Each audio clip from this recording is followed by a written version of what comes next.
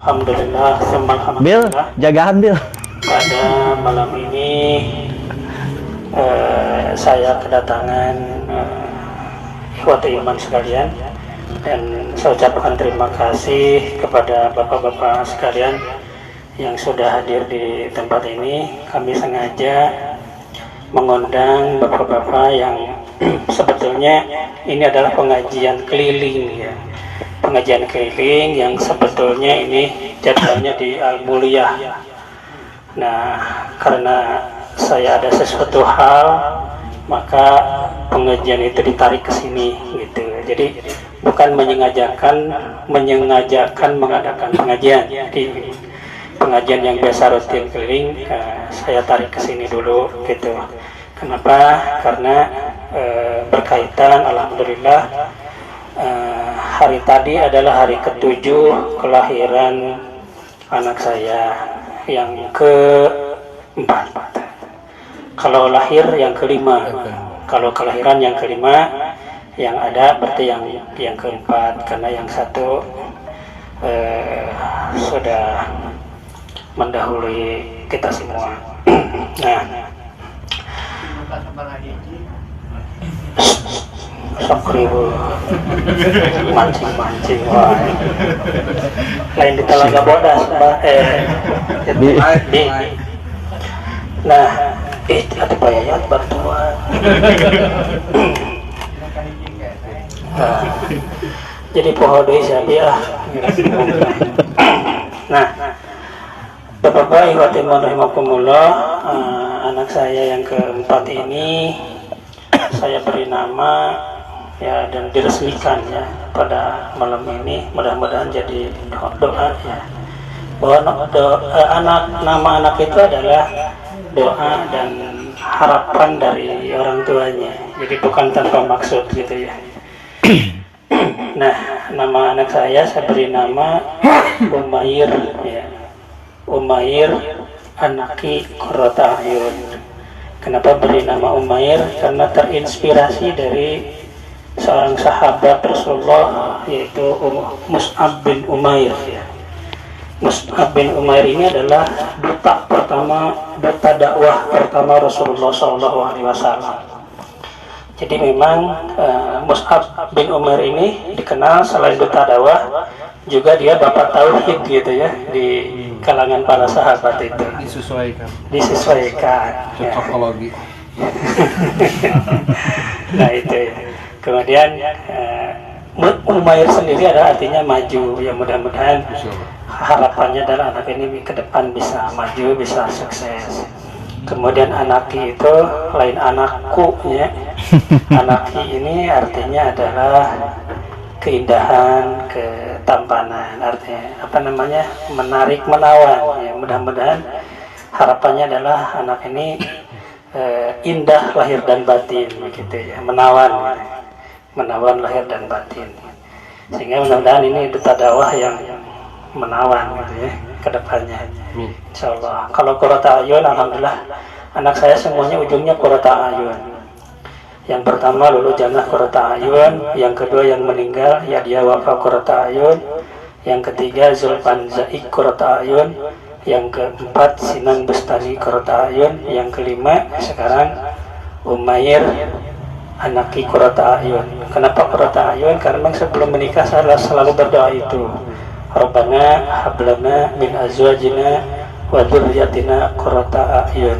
Artinya saya mengharapkan generasi saya atau anak-anak saya itu adalah menjadi generasi Qurrata Ayun, generasi yang sejuk dipandang mata begitu, tersarik gitu. Nah itu harapannya seperti itu. Mudah-mudahan harapan dan doa dikabul oleh Allah Subhanahu wa Ta'ala. Oleh karena itu kami memohon dorong doa di bapak-bapak ikhwati iman sekalian, mudah-mudahan anak saya menjadi generasi Qurrata Ayun.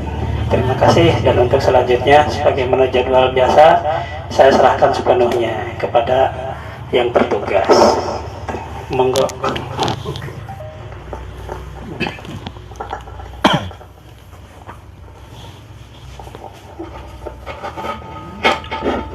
Cek.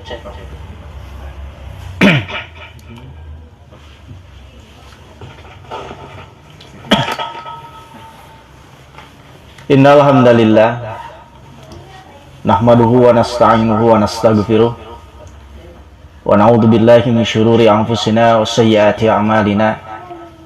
May yahdihillahu fala mudilla lahu wa may yudlil fala hadiya lahu. Asyhadu an la ilaha illallah wahdahu la syarika lahu wa asyhadu anna Muhammadan abduhu wa rasuluh allazi la nabiyya ba'dahu ma ba'd. Wa qala Allah ta'ala fil Qur'anil Karim, a'udzu billahi minasy syaithanir rajim. Wa wassa biha Ibrahim banihi wa Ya'qub ya baniya innallaha astafa lakumud din fala tamutunna illa wa antum muslimun. Wa qala aidan syara'a lakum minad dini ma wassa bihi Nuhan walladzi auhayna ilaika wa ma wassayna bihi Ibrahim wa Musa wa Isa an aqimud dina wa la tatafarraqu fihi. Al-ayat. Hadirin ikhwati rahimakumullah, alhamdulillah malam hari ini kita bisa menghadiri kajian rutin ya, kajian keliling, sekaligus juga memenuhi undangan dari keluarga besar Ustadz Asep Jamhur berkaitan dengan ya tahadus bin Ni'mah, akikah ya, hari ke-7 putranya yang bernama Umer Anaki Qurrata'ayun. Nama yang indah gitu ya. Seindah nanti insyaallah orangnya. Dan juga kita doakan mudah-mudahan sesuai dengan harapan cita-cita orang tua memberi nama anak itu Umair gitu ya, duta dakwah yang menawan ya, mudah-mudahan juga bisa menjadi wasilah kemajuan Islam, menyebarnya agama, dan juga menjadi qurrata ayun bagi kedua orang tuanya. Melanjutkan ketidaktuntasan kajian di Al-Mulyah. Waktu itu saya sempat menjadi badal kalau tidak salah Ustadz Ihkam. Nah, lantaran ngadadak ya, jadi itu tidak tuntas karena tidak fokus gitu. Cek payayat lah cina Ustadz teh kamana heula gitu. Jadi anu materi intinya tidak tersampaikan. Nah, malam ini saya ingin tuntaskan ya. Mudah-mudahan bisa tuntas. Sesuai judul, sebetulnya wasiat ya, bukan nasihat. Wasiat orang tua kepada anak cucunya. Seperti sebelumnya saya sampaikan, ini terinspirasi gitu ya, dari peristiwa-peristiwa yang mengerikan gitu ya, di tengah-tengah masyarakat, di mana ada suami membunuh istri, istri membunuh suami, orang tua membunuh anak, anak membunuh orang tua gitu. Nah, ini fenomena ini tentu saja menjadi pertanyaan besar gitu.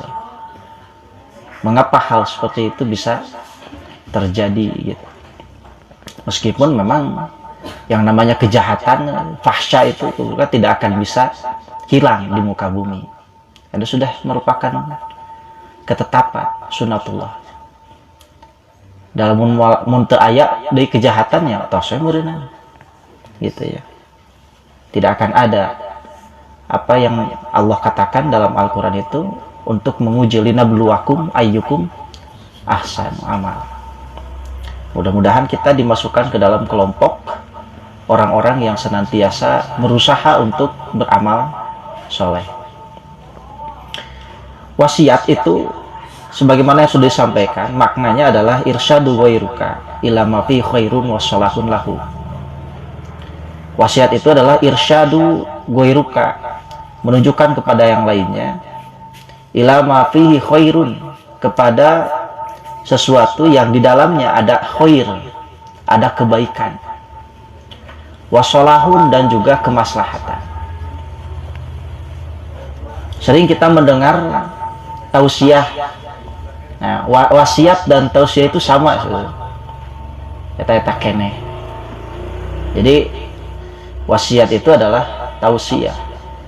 Kita mendengar kalau khotib Jumatnya sering mewasiatkan, khususnya kepada khotib dan umumnya kepada jamaah sekalian. Itu wasiat, itu betul wasiat. Nah, tapi wasiat itu sesuai dengan maknanya. Dia harus berisi khair dan maslahah. Isi wasiat itu adalah kebaikan dan kemaslahatan. Bukan wasiat namanya kalau isinya bukan berisi kebaikan dan juga kemaslahatan. Bukan wasiat namanya kalau isinya adalah kejahatan dan permusuhan gitu. Nah, kita tahu dan yakin bahwa tidak ada tausiah, tidak ada wasiat yang paling baik, yang isinya kebaikan dan kemaslahatan, kecuali wasiat, tausiah yang sumbernya dari Al-Quran dan hadis. Tidak ada tausiah, tidak ada wasiat yang isinya khair dan salah, kecuali sumbernya dari Allah dan Rasulnya. Nah, oleh karena itu, ketika kita berwasiat, ketika kita bertausiah, maka tausiah itu tidak boleh keluar dari sumber yang tadi. Temenang orang berwasiat, sumberna lain tina Al-Quran jeung hadis.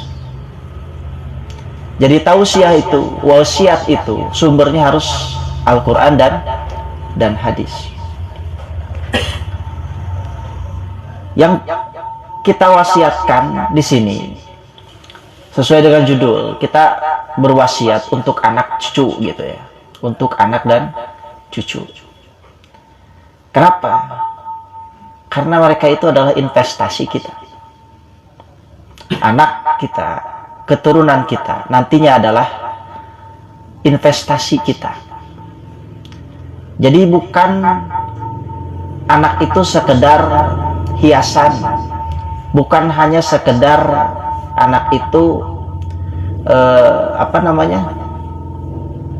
kebanggaan, tapi lebih dari itu.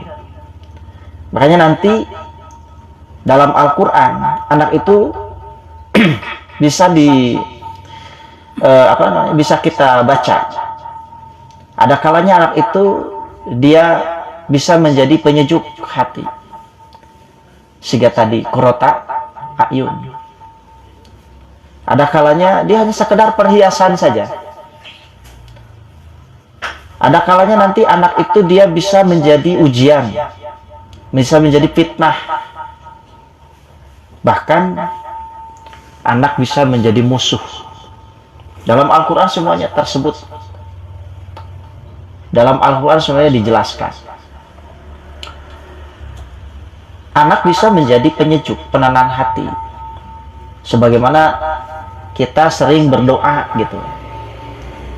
Itu tercantum dalam Al-Furqan ayat 74. Kita sering membacakan doa Rabbana hablana min azwajina wa dzurriyyatina qurrata a'yun waj'alna lil muttaqina imama. Ya Tuhan kami, anugerahkanlah kepada kami istri-istri kami dan keturunan kami, istri-istri kami ya. Saruri dan keturunan kami sebagai penyenang hati, sebagai penyejuk hati gitu ya. Dan jadikanlah kami imam bagi orang-orang yang bertakwa. Jadi berdasarkan doa ini kita senantiasa berdoa kepada Allah agar memiliki keluarga yang di mana anak-anaknya adalah qurrata a'yun, itu menjadi penyejuk hati. Pasangan-pasangan kita adalah qurrata a'yun, penyejuk hati. Cek Ustaz Asep tadi itu sareuseuh. Tapi eta oge kumaha urangna sih sebenarnya mah. Jadi seberapa besar upaya kita, seberapa banyak investasi kita untuk menjadikan anak-anak dan istri-istri kita itu menjadi qurrata a'yun. Kalau tidak ada upaya sama sekali, hanya sekedar ya berdoa, akan kosong gitu, tidak akan nyambung, hampa gitu. Sehingga qurrata a'yun itu yang harus diupayakan gitu. Kemudian orang kan tadi sempat itu saya mendengar, kenapa ayah itu disebut abun dan kenapa ummi itu disebut ibu itu disebut ummi itu kan akar kata sesuai dengan hampir sama dengan kata imam gitu ya. Kata imam itu dikata amma gitu. Ummi pun sama dikata amma. Itu artinya dia memimpin gitu. Bisa memimpin, menunjukkan, mengarahkan gitu. Jadi kalau misalkan seorang ibu dia hanya bisa melahirkan tapi tidak bisa mengarahkan, mendidik gitu, maka dia disebut tidak ummi tapi disebutnya walidah. Seorang ayah disebut abu karena dia itu harus bisa menjadi sosok. Abu itu adalah artinya memimpin, mendidik gitu, membimbing dan mendidik.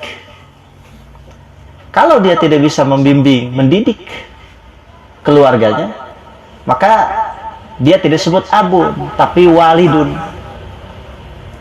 Walid saja. Dia hanya bisa menjadi ya perantara kelahiran dari seorang anak. Nah itu Pak, bahasa Arab itu kalau disebut abun, umun itu unik. Nah di sini maka kita bisa mengambil kesimpulan bahwa bila kita mencita-citakan anak dan pasangan kita menjadi qurrata a'yun, itu harus ada upaya yang maksimal.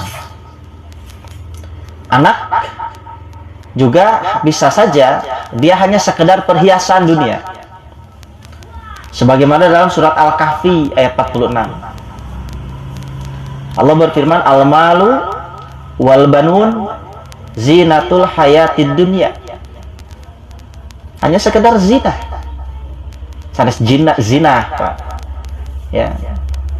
Zina gitu ya. Zina di sini artinya perhiasan. Jadi anak-anak, harta yang kita miliki gitu, itu hanya sekedar perhiasan dunia saja.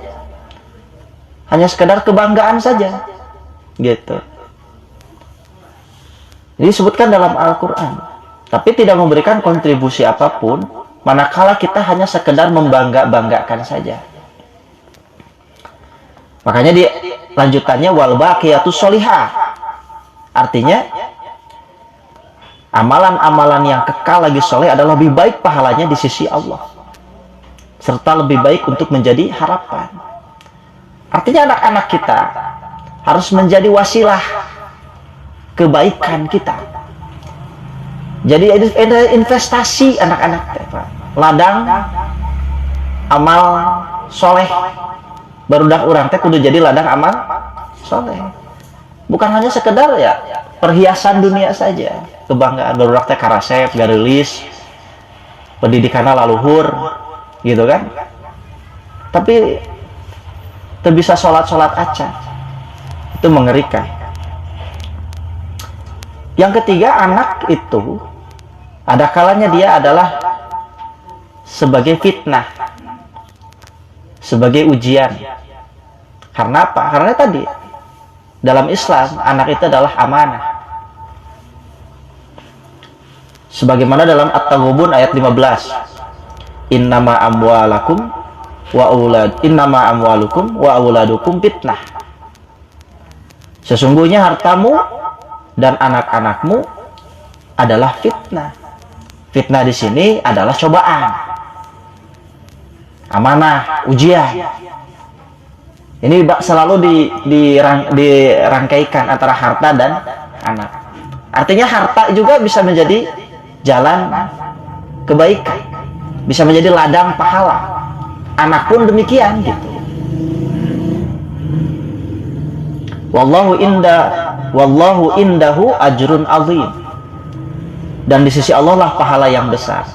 Nah, pahala yang besar itu akan bisa kita raih, akan bisa kita peroleh manakala kita memanfaatkan harta yang kita miliki, menginvestasikan anak-anak kita, sehingga melahirkan amal-amal yang soleh, gitu. Bisa melahirkan jariyah. Jadi anak itu adalah titipan, fitnah, ujian. Sabar tuh orang ngadidikna. Kemudian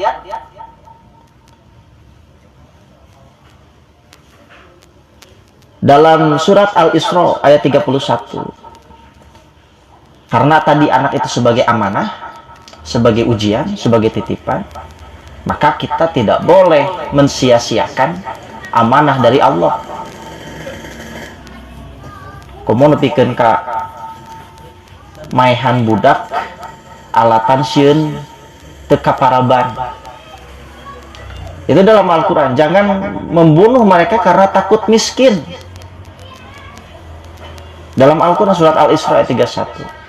Wala taqtulu auladakum khasyata imlaq. Janganlah kalian membunuh anak-anak kalian karena takut miskin, takut kelaparan. Sieun teu kaparaban. Gitu. Dan yang terakhir, anak itu ada kalanya dia sebagai musuh. Hal ini diungkap dalam Al-Quran surat At-Taghabun juga ayat 14. Firman Allah, ya ayyuhalladzina amanu inna min azwajikum wa auladikum aduwan lakum. Wahai orang-orang yang beriman, sesungguhnya istri-istri kalian dan anak-anak kalian aduwan lakum, adalah musuh bagimu. Fahdaruhu, maka hati-hatilah terhadap mereka. Hati-hati, Pak. Gitu. Musuh tapi lain di perangan gitu ya mah. Musuh anu lain anu tong di perangan teh budak jeung pamajikan urang. Musuh mah kan biasa keluar di perangan. Gitu. Tapi anak kita, istri-istri kita itu adalah musuh, tapi bukan di perangan. Malah di ayat selanjutnya, wa in ta'fu wa tasfahu wa tagfiru fa innallaha ghafurur rahim. Dan jika kamu memaafkan, tidak memarahi serta mengampuni mereka, maka sesungguhnya Allah Maha Pengampun lagi Maha Penyayang. Tuh, sikapnya beda, Pak. Kita justru dianjurkan untuk berlapang dada, memaafkan, mengampuni, gitu, Pak. Artinya memang ada kalanya anak istri kita teh membuat hati kita itu galau. Kadang bikin kita marah, kesal. Ya, Pak? Nyabi?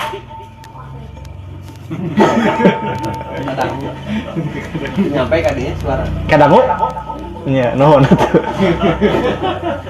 Jadi kadang-kadang memang seperti itu situasinya. Bikin kita sedih, bikin kita marah. Maka di sini kita perlu sabar gitu. Ulah ngambak gitu kan. Ulah dugikeun ka artinya kita berbuat sesuatu yang tidak dikehendaki oleh Allah. Nah, itu 4 hal ya. Jadi anak bisa jadi kurtayut, bisa jadi hanya sekedar perhiasan, bisa jadi dia itu fitnah, dan kan bisa menjadi musuh. Baik diposisikan di mana, Pak? Tergantung kitanya, gitu. Nah, yang jelas dari keempat hal tadi, kita bisa menyimpulkan bahwa anak itu adalah amanah. Anak itu adalah titipan yang harus kita jaga, yang harus kita didik, yang harus kita pimpin, yang harus kita bimbing. Bukan diurus. Ya, bukan diurus. Aing ngurus mana pika gede geus lah. Leuhung limun aya untungna, aya batina dan teu ngurus budak mah. Geus gede kawin. Jeung batur. Urang dieu sorahna. Gitu kan? Apa coba alaeunana pulungeunana. Beda mun bapak ngurus hayam, ngurus domba, ngurus sapi omo. Ya. Mamanggul naon? Puut. Teu sugan nyeri hate eta bapak dititah ku sapi. Ku domba. Henteu pan. Dilakonan we. Gitu. Sabab apa? Aya pulungeun. Gitu kan? Aya hasilna. Kayak dina waktuna dijual, dipencit berenang. Eta balitunganana. Ari budak. Naon? Nah itu, makanya rugi gitu. Kalau kita hanya sekedar mengurus saja, bukan mengurus, tapi anak itu harus dididik, dipimpin, dibimbing, diarahkan.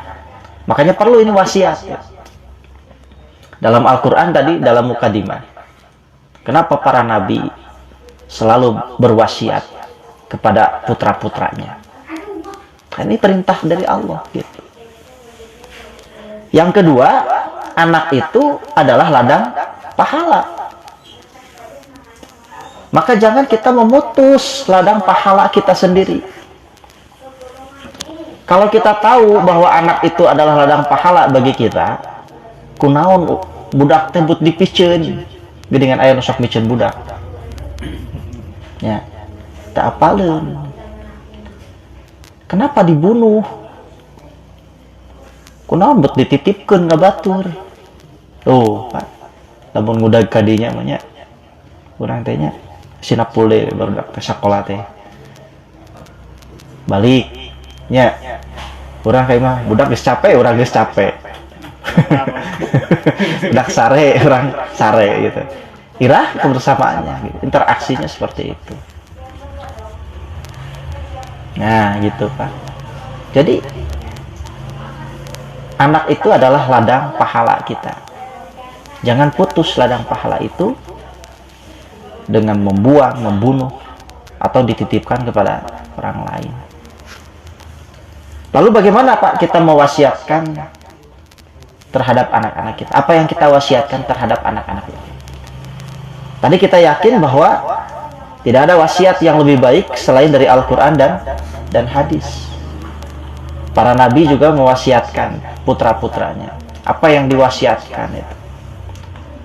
Nah, tadi dalam surat dalam surat Al-Baqarah ya, ayat 132 saya bacakan firman Allah, wa wassa biha Ibrahim banihi wa Yaquba ya baniya innallaha astafa lakumuddin fala tamutunna illa wa antum muslimun. Wa wassa biha Ibrahim banihi, dan Ibrahim mewasiatkan kepada putra-putranya, kepada anak-anaknya. Wa Yaqubu, dan juga Nabi Yakub.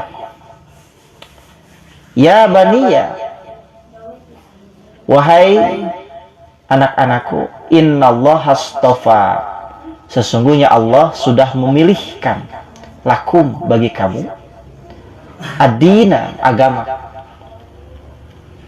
Ini wasiatnya. Fala tamutunna illa wa antum muslimun.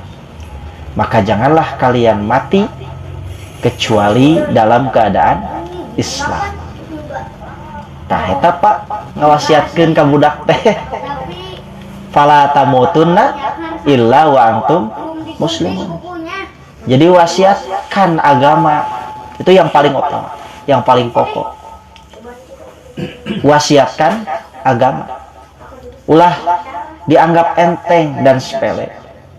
Jangan-jangan juga ada pengaruh, hati-hati ketika misalkan orang menanamkan virus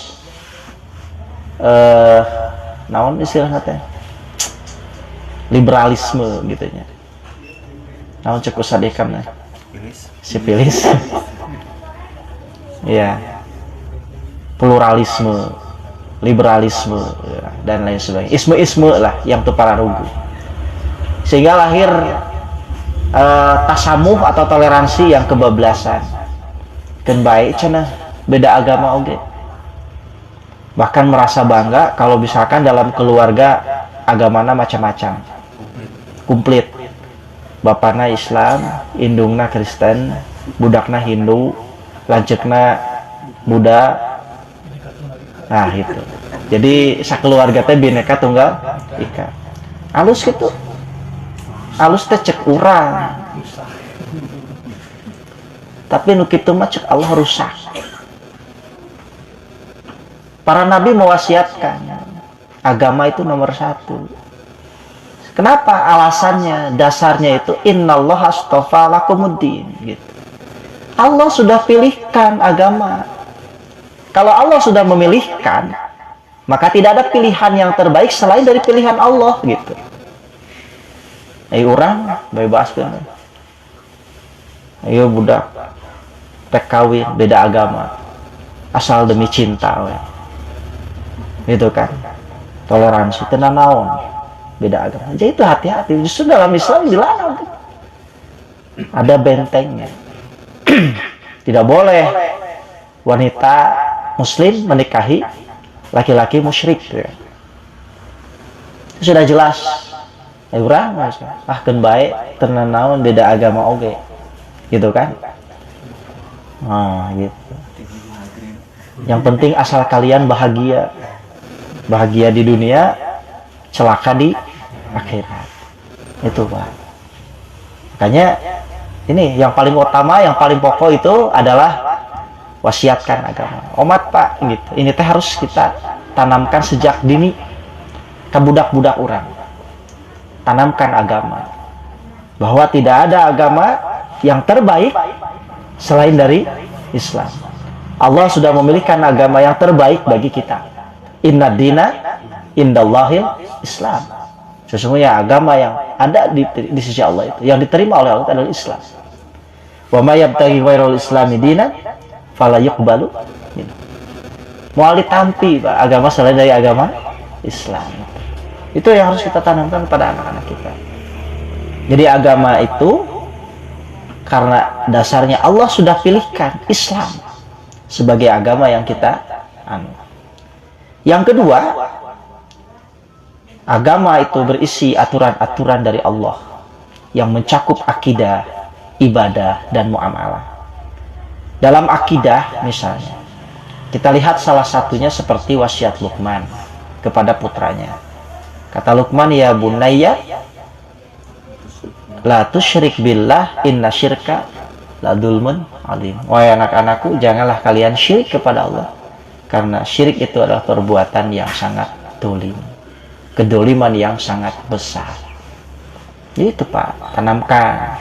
Berarti lain sekadar Islamnya umat pengislam, tapi itu diajarkan unsur-unsur yang terkandung dalam Islam itu. Artinya kita punya kewajiban Pak untuk menanamkan akidah, untuk menanamkan bagaimana kekokohan tauhid gitu yang benar, bagaimana meluruskan dan membenarkan kaifiat ibadah dan juga muamalah. Dalam Majmu'atut Tauhid ya, saya pernah sampaikan bahwa syirik itu ada 4 ya. Ada syirkun niyah, ada syirkut ta'ah, ada syirkut dakwah, ada syirkul muhabbah. Syirkun niyah itu Pak, niyah itu adalah asal dari kata nawa. Nawa itu artinya biji, ya, biji atau benih. Jika biji atau benihnya bagus, maka tumbuhnya, hasilnya akan bagus. Kalau bijinya jelek, maka tumbuhnya, hasilnya pun akan jelek. Jadi mau mungkin Pak aya pagawean gitunya, anu goreng tapi niat halus. Tidak mungkin pekerjaan jelek tapi niatnya bagus, tidak mungkin. Atau sebaliknya gitu. Nanti niatnya goreng pegawaian harus pasti ayahnya ayah. Tapi tidak mungkin pekerjaan yang bagus pekerjaan yang jelek tapi niatnya halus mau. Dan niat nu halus mah pasti pegawaian lagi bakal halus. Makanya tidak mungkin lah. Dulu pernah ada naon cenah Robin Hood. Robin Hood itu pencuri budiman. Gitunya. lanjutkan heula we nya. Adan oge. Pareman lah adan. Sama adan ieu. Adan kaset. Mohon. Nah, jadi tidak mungkin yang namanya niat itu, kalau niat bagus melahirkan pekerjaan yang jelek. Kalau niat bagus pasti akan melahirkan pekerjaan yang bagus dan juga akan dibalas dengan hasil yang bagus. Ini selaras dengan apa yang disampaikan dalam hadis gitu. Dalam hadis innamal a'malu binniyati, ya, innamal a'malu binniyati wa innamal likulli imri'in ma nawa. Itu kata para ahli hadis, kata para imam hadis, termasuk pilar dari ajaran Islam gitu. Jadi niat bab niat teh eta teh mangrupakeun pilar pokok ajaran Islam. Jadi nu bener ya niatna gitu. Nawat itu biji benih gitu. Itu harus betul-betul diperhatikan. Nah, tidak, ini yang harus kita ajarkan kepada anak-anak kita bagaimana memperbaiki niat itu dalam segala kehidupan. Bahwa dalam segala kehidupan itu ada niatnya. Dalam segala gerak, dalam segala ruang lingkup kehidupan itu harus ditanamkan niat yang lurus, niat yang baik karena Allah. Yang kedua ada syirkut ta'ah. Syirkut ta'ah itu Pak mengakui ada yang berwenang membuat aturan-aturan selain dari Allah. Kalau kita cermati misalkan ketika kita melaksanakan apapun yang Allah perintahkan, apa yang menjadi sandarannya? Perintah Allah. Dan juga kaifiatnya berdasarkan contoh dari Rasulullah. Itu aturannya. Ketika mencampur adukan aturan-aturan itu dengan pandangan hawa nafsu atau misalkan pemahaman pribadi, maka itu termasuk syirkut ta'ah gitu. Siga kieu teh. Da Ustaz Jaima masihan contohna kieu. Nalika urang sapar, ketika kita sedang sapar, bagi orang yang sapar itu boleh berwudu, boleh tayamum kan? Boleh tayamum. Kemudian bagi orang yang sapar itu ada rukhsah. Nyata ngakosor sholat gitu. Nah gitu. Ketika kita berkeyakinan bahwa dalam sapar itu lebih baik misalkan tidak kosor, karena ada perasaan asa teu sampurna gitu. Nah, cenah sholatna sakedeung. Sholat itu diukur benar salahnya itu bukan karena sebentar atau lamanya, tapi sesuai dengan aturan gitu, sesuai dengan kaidahnya. Nah, itu juga. Jadi ketika misalkan kita mempraktekkan amaliyah sholat, saum, dan lain sebagainya, tetapi praktek dan tata caranya itu tidak sesuai dengan undang-undang Allah, dengan aturan-aturan Allah dan Rasulnya, maka itu termasuk syirkut ta'ah. Atau orang nganggap guru orang mah ngajarkeun anak kieu wudu teh, tapi teu sarua jeung undang-undang Allah, teu sarua jeung undang-undang Rasul, teu sarua lah gitu misalnya dengan kaifiat yang dicontohkan oleh Rasul, maka itu termasuk syirkut ta'ah.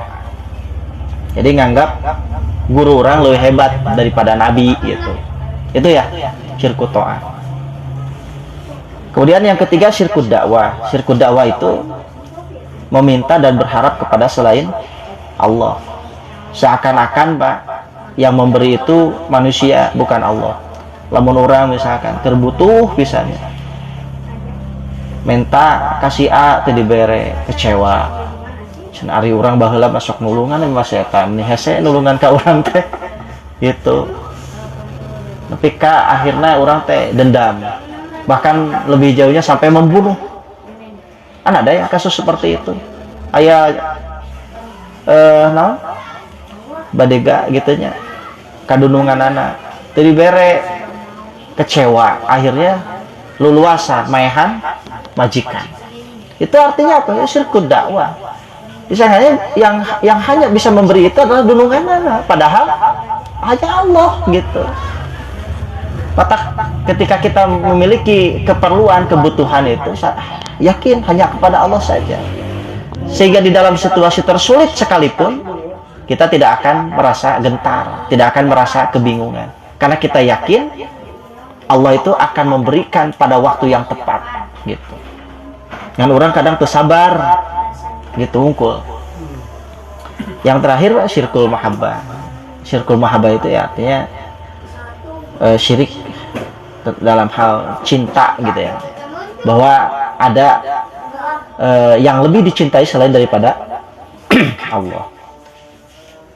Kenapa kita mencintai sesuatu? Karena kita yakin dalam sesuatu itu ada kebaikan dan manfaatnya. Dalam untuk ayat kebaikan jeung manfaat nama orang moal bogoh. Ya Pak, Bapak ke istri Bapak bogoh gitu kan, pasti itu karena ada kebaikan dan manfaatnya. Mungkin kebaikan ya, karena rupanya cantik gitu kan, karena salehnya, karena baiknya itu. Dan mutu ayat moal Pak, moal bogoh. Nah kadang itu bisa luntur kalau kita tidak mengingat jasa ya dari yang kita cintai.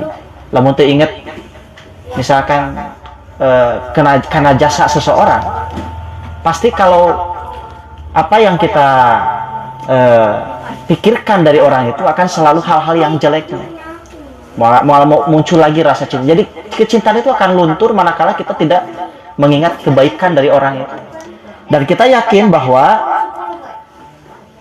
hanya Allah yang paling berjasa dalam hidup kita. Jadi mengingat jasa kebaikan dari Allah kepada kita akan menumbuhkan rasa cinta kita kepada Allah. Dan orang yakin tidak ada yang paling berjasa dalam hidup kita itu, hanya Allah saja.